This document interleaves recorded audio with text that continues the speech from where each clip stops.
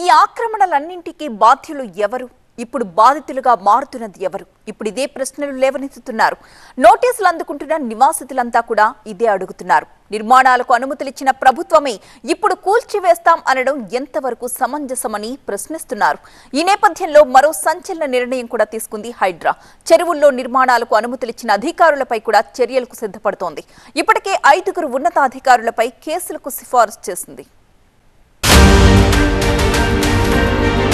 చెరువుల కబ్జాలపై ఫోకస్ పెట్టిన రేవంత్ రెడ్డి ప్రభుత్వం ఎఫ్టీఎల్ బఫర్ జోన్లలో ఉన్న నిర్మాణాలకు నోటీసులు జారీ చేస్తోంది. ఇదే క్రమంలో దుర్గం చెరువు ఎఫ్టీఎల్ పరిధిలో ఉన్న నిర్మాణాలకు కూడా నోటీసులు జారీ చేసింది. నోటీసులు జారీ చేసిన నిర్మాణాల్లో పెద్ద పెద్ద బంగ్లాలు, లగ్జరీ విల్లాలు, భారీ అపార్ట్మెంట్లు ఉన్నాయి. ఒక్కొక్కరు కోట్ల రూపాయలతో ఇళ్లు నిర్మించుకున్నారు. నోటీసులు అందుకున్న నివాసితులు మాత్రం ప్రభుత్వ చర్యల్ని తీవ్రంగా తప్పుపడుతున్నారు. రాష్ట్ర ప్రభుత్వం దుర్గం చెరువు ఎఫ్టీఎల్ పై 10 ఏళ్ల క్రితం మాత్రమే నోటిఫికేషన్ జారీ చేసిందని, అంతకుముందు నిర్మించిన భవనాల్ని కూల్చివేస్తామని ఏ విధంగా నోటీసులు ఇస్తారని ప్రశ్నిస్తున్నారు స్థానికులు. ఇక్కడ 1995 నుంచి నిర్మాణాల్ని చేపట్టామని, అప్పుడు ఎలాంటి ఎఫ్టీఎల్ నోటిఫికేషన్ లేదని చెప్తున్నారు. అప్పుడు ఏ విధంగా పర్మిషన్ ఇచ్చారు, ఇప్పుడు ఎలా కూలుస్తారో అంటూ ప్రభుత్వాన్ని నిలదీస్తున్నారు వీళ్ళంతా. 2018లో జీహెచ్ఎంసీ నియమించిన హైపవర్ కమిటీ కూడా ఈ ప్రాంతం ఎఫ్టీఎల్ పరిధిలోకి రాదని చెప్పిందంటున్నారు. 91 నుంచి 2000 వరకు కూడా ఇల్లు కన్స్ట్రక్షన్ అవుతూనే ఉన్నాయి, చేస్తూనే ఉన్నారు. రిటైర్డ్ పీపుల్ చాలామంది ఉన్నారు. అప్పుడు ఎవరైతే అప్పులు తీసుకొని, లోన్లు తీసుకొని, అప్పుడు ప్లాట్లు కొనుక్కొని ఇల్లు కట్టుకొని అప్పుడు ఇల్లు కట్టుకున్నారు. అది ఇప్పుడు ఒక 15 సంవత్సరాలకి ఇప్పుడు తీరే టైంకి వచ్చింది. ఆ తీరే టైంకి వచ్చినాక ఇప్పుడు వచ్చేసి కొత్తగా ఏంటంటే ఎఫ్టీఎల్ అని స్టార్ట్ చేశారు. బిల్డింగ్ ఇప్పుడు మాకు అప్రూవల్స్ అన్నీ వచ్చినాయి. 95 నుంచి 2005 వరకు మనకు అన్ని అప్రూవల్స్ వచ్చి బిల్డింగ్స్ కన్స్ట్రక్షన్. ఇప్పుడు ఏదైనా బిల్డింగ్స్ చూడండి, అన్ని 20 years back buildings, maximum 20 years back buildings. Protocols ఏమైనా ఎఫ్టీఎల్ చేసినప్పుడు ఏమైనా గైడ్ లైన్స్ ఇచ్చినారా, లేకుంటే మాకు ఎటువంటి నోటీసులు కానీ, లేకుంటే ఏదైనా మెజర్మెంట్స్ చేస్తున్నామని కానీ ఏమీ లేవు. సో ఇప్పుడు ఇది వచ్చేసి ఇది ఇంకొకటి, మనం డౌన్ పోర్ ఏరియాలో కూడా లేము. ఓకే, లేకంతా మనకు డౌన్ ఉంది, మనం అప్స్ట్రీమ్లో ఉన్నాం. అప్స్ట్రీమ్లో వండుకుంటూ ఇప్పుడు ఇది వచ్చేసి ఇది ఎఫ్టీఎల్ కింద అనడమే అసలు ఫస్ట్ ఆఫ్ ఆల్ వాళ్ళు ఇచ్చిన గైడ్ లైన్సే తప్పు. ప్రభుత్వం ఇప్పుడు నోటీసులు జారీ చేసిన అమర్ సొసైటీకి 1995 హుడా లేఅవుట్ అనుమతి ఉందంటున్నారు కాలనీవాసులు. 1996లో ఇళ్ల నిర్మాణానికి అనుమతులు ఇచ్చారని, దశాబ్దాల తరబడి ఇక్కడ నివాసం ఉంటున్నామని, ఇప్పుడు ఉన్న పళంగా ఖాళీ చేయమంటే ఎలా అంటున్నారు.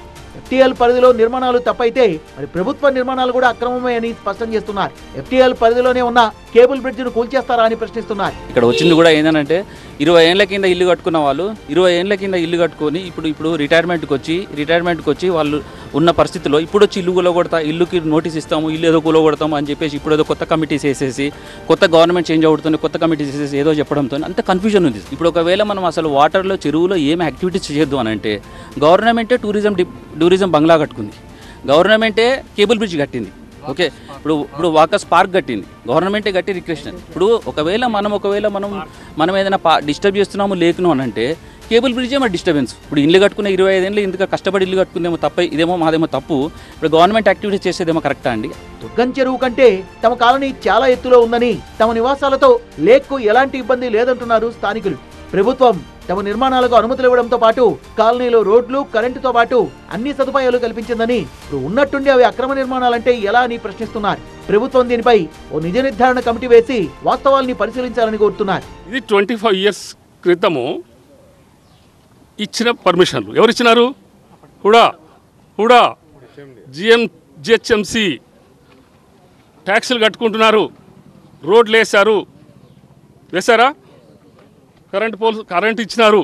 గౌరవ ముఖ్యమంత్రి గారు ఈ సమస్యను విని అసలు ఎక్కడ ఉన్నా మీ ఏ చెరువులు కూలగొట్టినా, ఏ కుంటలు కూలగొట్టినా ప్రత్యక్షంగా ఒక కమిటీని వేసి, ఆ కమిటీ ద్వారా నిజ నిర్ధారణ చేసి, అక్కడి నుంచి అక్కడ ప్రజాప్రతినిధుల్ని, అక్కడ ఉన్న మీడియా మిత్రుల్ని సంప్రదించి ఎక్కడ నష్టం జరుగుతుందంటే 100% మీరు కూల్చేయండి. మరోవైపు హైడ్రా పేరుతో సందట్లో సడేమియాలా ప్రజల నుంచి పలుచోట్ల వసూళ్లకు పాల్పడుతున్నారు కొంతమంది అధికారులు. గతంలో ఇచ్చిన నోటీసులను అడ్డం పెట్టుకుని డబ్బులు డిమాండ్ చేస్తున్నారు. ఈ వ్యవహారంపై స్పందించిన సీఎం రేవంత్ రెడ్డి అక్రమంగా డబ్బు వసూలు చేసే వారిపై కఠిన చర్యలు తప్పవని హెచ్చరించారు. వసూళ్లకు పాల్పడే వారిపై దృష్టి పెట్టాలని ఏసీబీ, విజిలెన్స్ అధికారుల్ని ఆదేశించారు. హైడ్రా కూల్చివేతలపై కీలక సమావేశం నిర్వహించారు సీఎస్ శాంతికుమార్. నిబంధనల ప్రకారమే ముందుకెళ్లాలని హైడ్రాకు ఇటీవల ఉన్నత న్యాయస్థానం స్పష్టం చేసింది. క్రమంలో వివిధ అంశాలపై చర్చించేందుకు Hydraa, GHMC, HMDA, revenue, irrigation అధికారులతో సీఎస్ భేటీ అయ్యారు. న్యాయపరమైన సమస్యలు రాకుండా తీసుకోవాల్సిన జాగ్రత్తలపై చర్చించారు. సమావేశానికి హైదరాబాద్, రంగారెడ్డి, మేడ్చల్, సంగారెడ్డి జిల్లాల కలెక్టర్లు కూడా హాజరయ్యారు. నోటీసులు అందుకున్న దుర్గం చెరువు వాసులు మాత్రం న్యాయ పోరాటానికి సిద్ధమవుతున్నారు. మరి కోర్టులో వారికి ఊరట లభిస్తుందో లేదో చూడాలి. కాలనీవాసులు ఒకటే విషయాన్ని చాలా స్పష్టంగా చెప్తున్నారు. గతంలో దాదాపుగా 30 ఏళ్ల క్రితం నుంచి మేము ఇక్కడ నివాసం ఉంటున్నాము. ఇక్కడ ల్యాండ్స్ తీసుకొని ప్రభుత్వం అదేవిధంగా అప్పటి హుడా ఇవన్నీ కూడా పర్మిషన్లు ఇచ్చింది. కరెంటు పోల్తో సహా కరెంటు, వాటర్, మిగతా అన్నీ కూడా ఫెసిలిటీస్ కూడా ప్రభుత్వమే ఏర్పాటు చేసింది. FTL పరిధిలోకి మా కాలనీలు రావు అనేది దుర్గం చెరువు చుట్టుపక్కల ఉన్నటువంటి కాలనీల వాళ్ళు చెప్తున్నటువంటి పరిస్థితి.